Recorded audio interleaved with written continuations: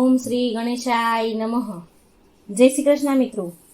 આજે વિનાયક ચતુર્થી છે. શ્રી ગણેશ ભગવાનની વિઘ્નહર્તા દેવની ચોથ છે, વૈશાખ મહિનાની. તો મિત્રો આજે ગણપતિ સ્ત્રોત પાઠ આપણે સાંભળીશું. પૂરા મનથી ધ્યાનથી સાંભળજો મિત્રો. દરેક માણસે આ પાઠ કરવો જોઈએ જેથી સુખ શાંતિ મળે છે. ઓમ ગંગ ગંગ ગણપતે નમઃ. શ્રી ગણપતિ સ્ત્રોત પાઠ. દરેક માણસે પોતાના જીવનમાં સુખ શાંતિ મેળવવા માટે ગણપતિજીની ઉપાસના ખાસ કરવી જોઈએ. કોઈ પણ કાર્ય ગણેશની પૂર્ણ કૃપા સિવાય પૂર્ણ થતું નથી. અનાથના બંધુ સિંદૂર વડે સુશોભિત બંને ગણસ્થળવાળા કોઈનાથી વિનાશ ન કરી શકાય એવા ઉગ્ર વિઘ્નોના નાશ કરવાવાળા પ્રચંડ દંડને ધારણ કરનારા અને ઇન્દ્ર વગેરે દેવતાઓના સમૂહને પણ વંદ નમસ્કાર કરવા યોગ્ય એવા ગણના ગણપતિનું હું પ્રાતઃકાળે સ્મરણ કરું છું. માણસ વિદ્યા આરંભે, વિવાહમાં, ગૃહ પ્રવેશ, સભા પ્રવેશ, કોઈ પણ મોટા માણસને મળવા જવામાં, યાત્રામાં, સંગ્રામમાં, લડાઈમાં અને ગમે તેવા સંકટના સમયમાં ગણપતિના નીચેના 12 નામનું પાઠ કરે તો સર્વ વિઘ્નો દૂર થઈ પોતાનું કાર્ય પૂર્ણ કરે. સુમુખ, એકદંત, કપિલ, ગજકર્ણક, લંબોદર, વિકટ, વિઘ્નનાશક, વિનાયક, ધૂમ્રકેતુ, ગણાધ્યક્ષ, ભાલચંદ્ર અને ગજાનંદ આ 12 નામનું સ્મરણ કરવું. હસ્તીના મોઢાવાળા દેવ ગણપતિનો જય જયકાર છે. સૂર્યદેવ થતાં જ જેમ અંધકારનો નાશ થાય છે તેમ ગણપતિના ચરણનું સ્મરણ માણસથી વિઘ્નનો સમૂહનો નાશ થાય છે. ગૌરી પાર્વતીના પુત્ર વિનાયક ગણપતિ દેવને પ્રણામ કરી આયુષ્ય કામના માટે અને સર્વ કાર્યની સિદ્ધિ ભક્તોના આવા સ્નાન સ્વરૂપ ગણપતિજીનું નિત્ય સ્મરણ કર. પહેલા વક્રતુંડને, બીજા એકદંતને, ત્રીજા કૃષ્ણ પિંગાક્ષને, ચોથા ગજવકત્રને, પાંચમા લંબોદરને, છઠ્ઠા વિકટને, સાતમા વિઘ્નરાજને અને આઠમા ધ્રુમ વર્ણને, નવમા ભાલચંદ્રને, 10મા વિનાયકને, 11મા ગણપતિને અને 12મા ગજાનંદને. જે માણસ આ 12 નામના પ્રાતઃકાળે, મધ્યકાળે અને સાયંકાળે જાપ કરે છે તેને વિઘ્નનો ભય રહેતો નથી અને દરેક કાર્યમાં સિદ્ધિ મળે છે. સૂત્રથી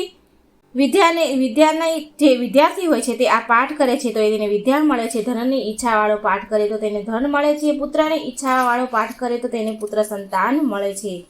અંતે મોક્ષની ઈચ્છાવાળો પાઠ કરે તો ગતિને મોક્ષ મેળવે છે. જે માણસ આ ગણપતિ સ્ત્રોતનો પાઠ કરે છે તેને આ સ્ત્રોતનો પ્રારંભ પછી 6ઠે માસે ફળ મળે છે અને 1 વર્ષ સંપૂર્ણ સિદ્ધિને એ માણસ મેળવે છે. એમાં સંશય નથી. પરંતુ આ પાઠની શરૂઆત કર્યા પછી એક પણ દિવસ વચમાં ગાળો પડે નહીં એનું ખાસ ધ્યાન રાખવું અને એમ થાય તો ફરીથી શરૂઆત કરવી. જે માણસ પાઠ 8 બ્રાહ્મણને આ સ્ત્રોત લખીને આપે છે એને ગણેશની કૃપાથી સર્વ વિદ્યા પ્રાપ્ત થાય છે. ઓમ રૂપી ગણપતિને નમસ્કાર. તમે પ્રત્યક્ષ તત્વ છો, તમે જ કરતા છો, બ્રહ્મા છો, તમે જ કેવળ ધરતા વિષ્ણુ છો અને તમે જ કેવળ હરતા હર છો અને આ સરાચર વિશ્વમાં બ્રહ્માંડમાં પણ તમે જ જગત બ્રહ્મરૂપ વ્યાપી રહો છો.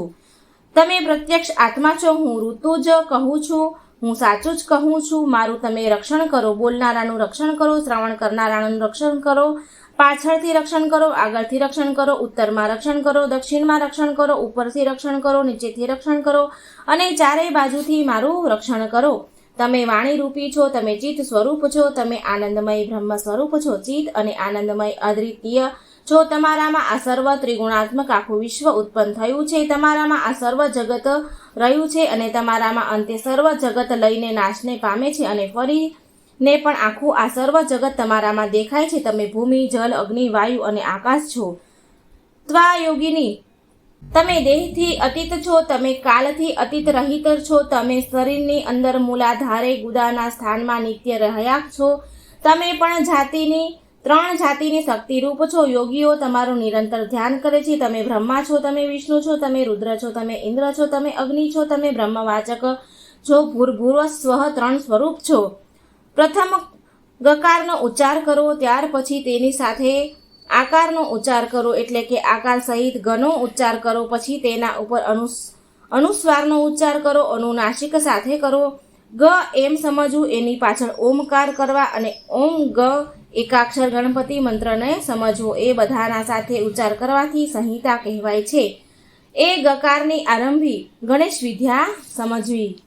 આ મંત્રના ગણક ઋષિ છે. નિચૃંદ ગાયત્રી છંદ છે. ગણપતિ દેવતા છે. ઓમ ગંગ ગણપતિએ નમઃ આ મંત્ર છે. ધ્યાનમ એક દંતવાળા ગણપતિને અમો જાણીએ છીએ. વક્રતુંડથી ઉપાસના કરીએ છીએ, માટે એવા દંતી ગણેશજી અમારા પર પ્રસન્ન થાઓ. જે ગણપતિને એક દાંત છે, 4 હાથ છે, વળી 5 અંકુશ છે.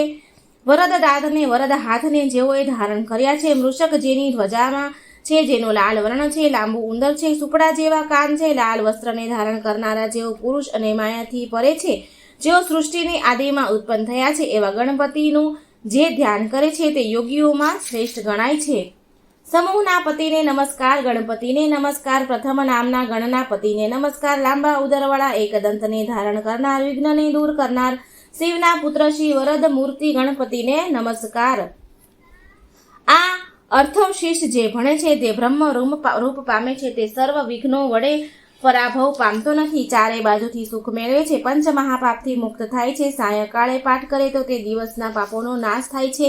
સવારે પાઠ કરે તે રાત્રિના પાપોનો નાશ કરે છે. અને સાયંકાળે પ્રાતઃકાળે પાઠ કરે તો વિઘ્ન વગરનો થાય છે. 24 કલાક ભણે તો તેને વિઘ્ન આવતા નથી. આ અર્થશીર્ષના પાઠથી માણસ ધર્મ, અર્થ, કામ અને મોક્ષને મેળવે છે. આ અર્થશીર્ષ અશિષ્ય જેને શ્રદ્ધા નથી એવાને આપવું નહીં, અને કદાચ મોહથી લોભથી જો અપાય તો આપનાર પાપવાળો થાય છે. જે કામનાઓ મેળવવાની હોય તે કામનાઓના સહસ્ત્ર આવર્તન કરવાથી પ્રાપ્ત થાય છે. આ અર્થવશિષ ભણીને જે ગણપતિ અભિષેક કરે તે વક્તા થાય છે. ચોથને દિવસે ભૂખ્યા રહી જપ કરે છે તે વિદ્યાવાળો થાય છે, એવું અર્થવનું કહેવું છે. બ્રહ્મ વિદ્યા જાણીને આચરણ કરનાર કદાપી બીતો નથી. જે દુર્વા વડે યજન કરે છે તે શ્રાવણ કરનારાઓમાં શ્રેષ્ઠ છે.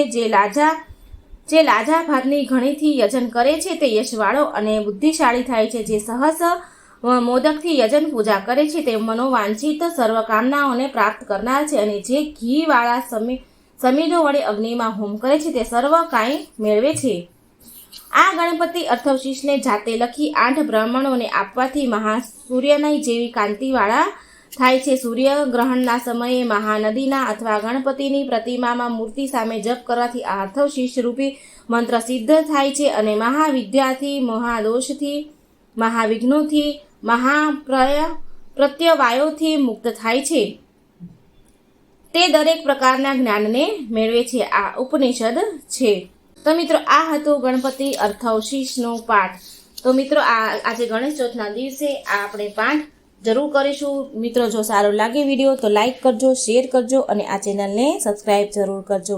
કમેન્ટ બોક્સમાં શ્રી ગણેશનું નામ જરૂર લખજો. જય શ્રી કૃષ્ણ. રાધે રાધે.